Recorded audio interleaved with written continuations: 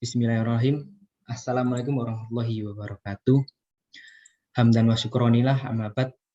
Yang kami hormati Ibu dosen pengampu mata kuliah Antropologi Lingkungan kelas F, Ibu Anissa Nur Latifah, yang kami banggakan pula teman-teman sekalian. Di sini kami dari kelompok 5 akan sedikit menjelaskan, mempresentasikan mengenai degradasi lingkungan yang terjadi di sekitar kita. Sebelum itu, kami akan memperkenalkan anggota dari kelompok 5. Yang pertama, Muhammad Rafiul Akhlak, NIM 215-13012, Muhammad Raihan Hafiz, NIM 215-13024, Muhammad Faizal Wihardita, NIM 215-13050, Muhammad Raihan Isnaini, NIM 215-13083, Muhammad Galung Al-Samud, NIM 215-13116, Muhammad Rifki Satria, 215-13158. Untuk topik dari degradasi lingkungan dari kelompok kami mengambil topik yaitu banjirop di Kota Semarang. Untuk selanjutnya, untuk yang bertugas dipersilakan. Terima kasih untuk Galung. Pendahuluan di sini yaitu konsep degradasi lingkungan. Penurunan kualitas lingkungan hidup, pencemaran, ataupun juga kerusakan terhadap lingkungan, atau juga dapat diartikan sebagai perubahan lingkungan dan atau tidak langsung terhadap sifat fisik, kimia, atau hayati lingkungan hidup yang melampaui kriteria baku kerusakan lingkungan hidup. Banjir rob atau pasang surut air laut itu adalah fluktuasi muka air laut yang dipengaruhi oleh gaya tarik benda-benda angkasa, terutama oleh bulan dan matahari terhadap massa air laut.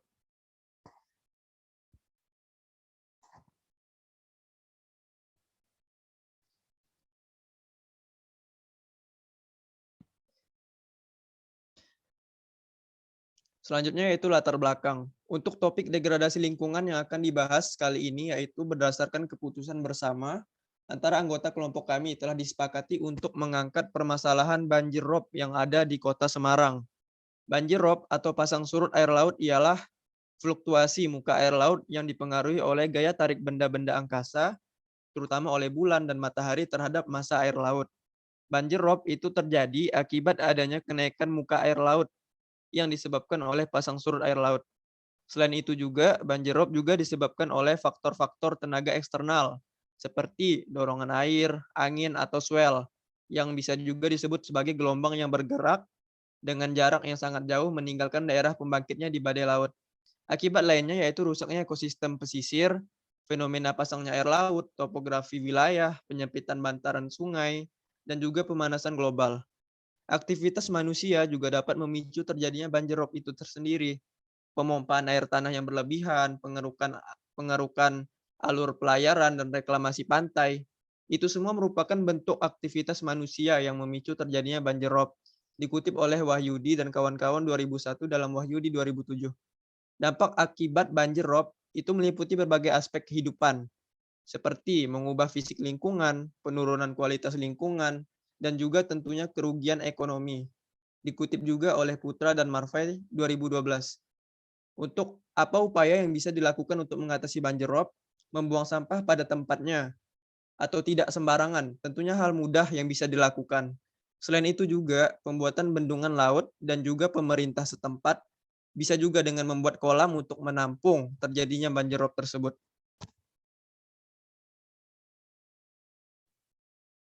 Izin berbicara di sini lokasi peristiwa ini peta kerawanan. Berdasarkan peta kerawanan di samping terdapat beberapa indikator warna, yakni warna abu-abu sangat rawan, warna kuning cerah rawan, warna hijau agak rawan, warna biru aman, warna merah sangat aman. Tersaji lokasi yang mempunyai daerah rawan genangan banjir rob dengan tingkat kerawanan sangat rawan dan rawan.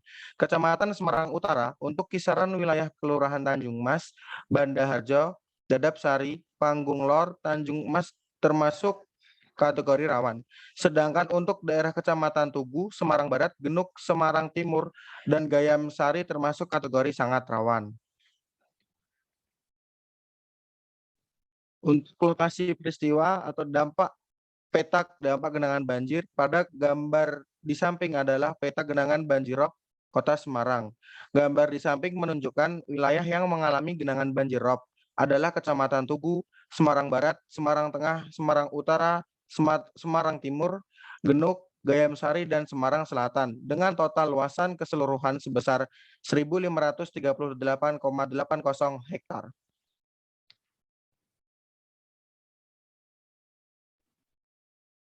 Baik, selanjutnya penjelasan terlebih terkait kasus ini ada beberapa faktor yang menjadi penyebab banjir rob di Semarang, yaitu penurunan tanah di pesisir pantai, adanya tempat dengan topografi yang tidak seragam dan mempunyai tanah jenuh di pesisir pantai dengan kemiringan yang relatif datar.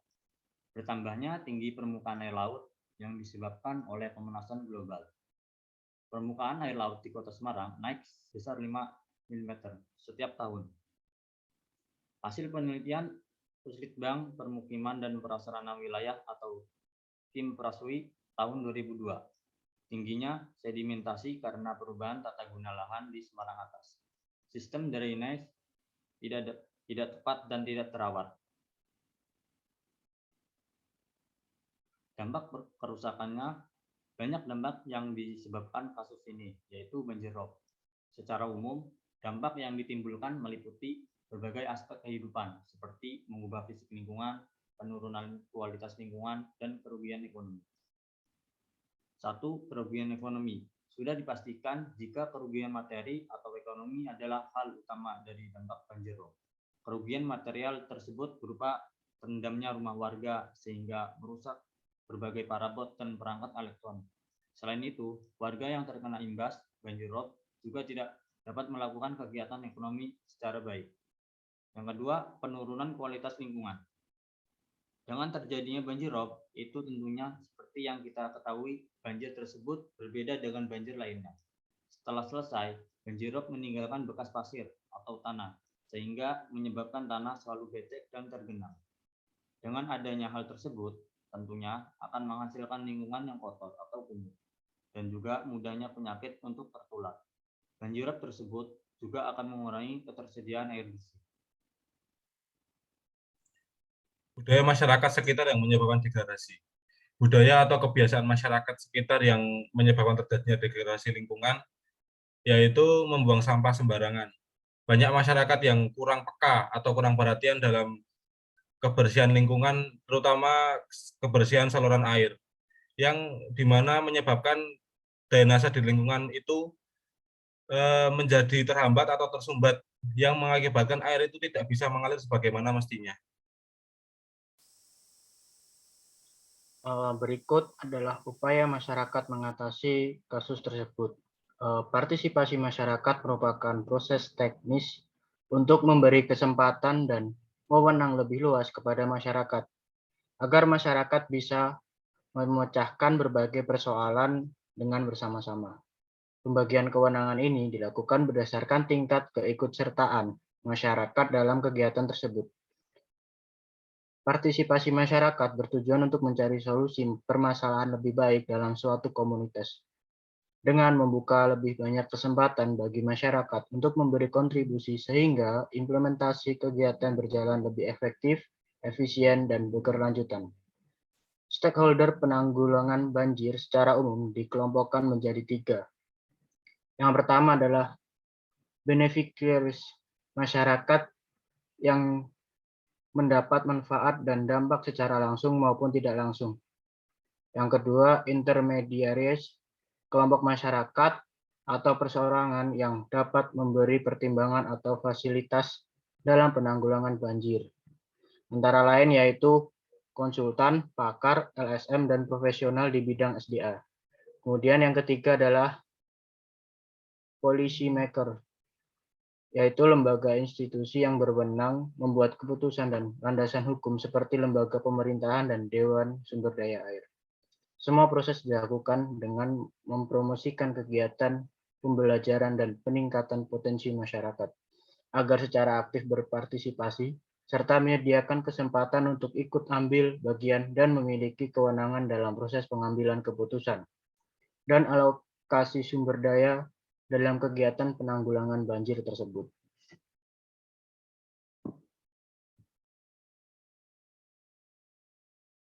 Baik, poin terakhir, pendapat kelompok mengenai apakah sudah ada solusi dari masyarakat sekitar dalam menanggulangi kasus tersebut.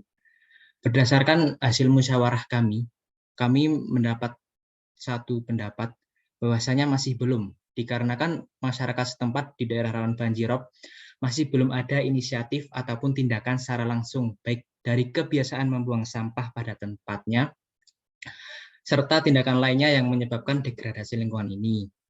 Harapan kami ke depannya, masyarakat di sekitar Kota Semarang yang rawan terhadap banjirop dapat segera mengimplementasikan cara atau langkah untuk mencegah terjadinya banjirop ke depannya.